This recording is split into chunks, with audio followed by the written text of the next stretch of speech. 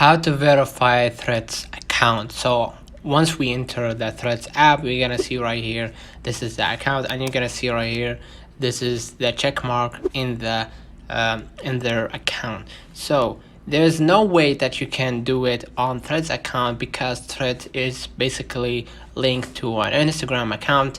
So in order to get the check mark on Threads account, you need to go to your Instagram right here and go to your profile icon and click at the top right, the settings right here, and we're gonna search for request verification. So after we click request verification, we're gonna confirm authenticity, and we're gonna enter our full name and ID, password, and all that.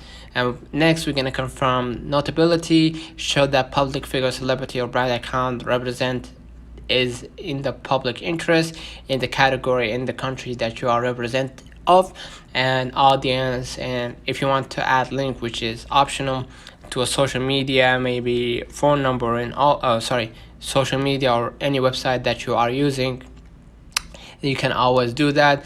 And afterwards we're gonna click submit, and you're gonna wait from Instagram to respond whether they approve your demand or not. So once you get the check mark, eventually Threads account will get the check mark as well, because as I said before, it's linked to each other.